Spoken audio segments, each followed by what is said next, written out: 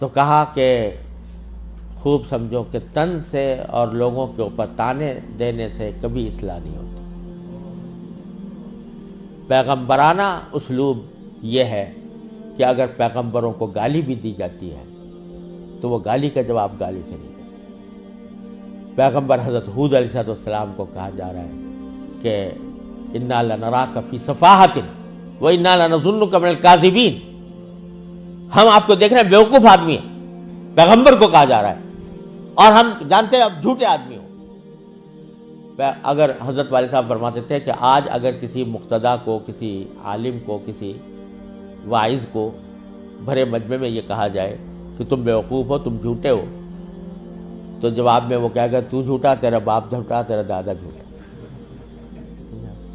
لیکن پیغمبر کیا جواب دیتا ہے کہ یا قوم لیس بی صفاحۃ ولکنی رسول من رب العالمین، میری قوم میں بیوقوف نہیں ہوں، مجھے پر رب العالمین نے تمہارے پاس بھیجا ہے، تمہاری پیغام دے کر بھیجا ہے، میں تمہارے پاس پیغام لے کر آیا ہوں. تو گالی کا جواب پیغمبر بھی پیغمبر گالی سے نہیں دیتا، گالی کا جواب بھی گالی سے نہیں دیتا. موسیٰ علیہ السلام کے پاس کو بھیج جا رہا ہے فرعون کے پاس، موسیٰ اور ہارون علیہ السلام کو، اور اللہ تعالیٰ کو معلوم ہے کہ فرعون جیسا سرکش آدمی، لیکن ان کو جو تعلیم دی گئی موسیٰ اور ہارون علیہ السلام کو یہ دی گئی کہ قولا لہ قولا لینا، ان کے سامنے، فرعون کے سامنے نرم بات کرنا، لعلہ یتذکر او یخشی، اور شاید نصیحت قبول کر لے، شاید خدا کا خوف دل میں پیدا ہو جائے. حالانکہ اللہ تعالیٰ جانتے تھے علم ازلی میں کہ یہ نصیحت قبول کرنے والا نہیں ہے اور ایمان لانے والا نہیں ہے، لیکن پیغمبر سے کہا جا رہا ہے کہ تمہارے دل میں یہ امید ہونی چاہیے کہ شاید نصیحت قبول کر لے، شاید اس کے دل میں خدا کا خوف آ جائے، لہذا نرم بات کرنا.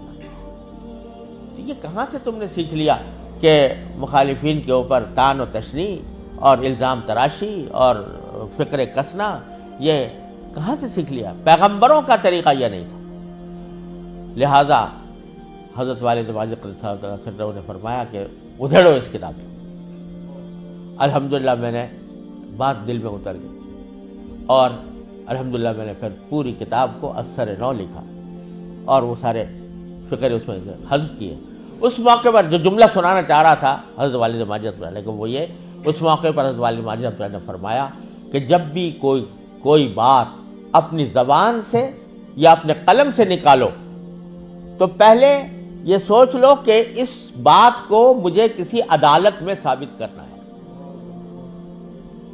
عدالت میں اگر تم اس پوزیشن میں ہو کہ جو بات تم نکال رہے ہو وہ کسی عدالت میں ثابت کر سکو تو بے شک کہہ دو اور لکھ دو، لیکن اگر اس پوزیشن میں نہیں ہو تو ہرگز وہ بات نہ لکھو، نہ کہو.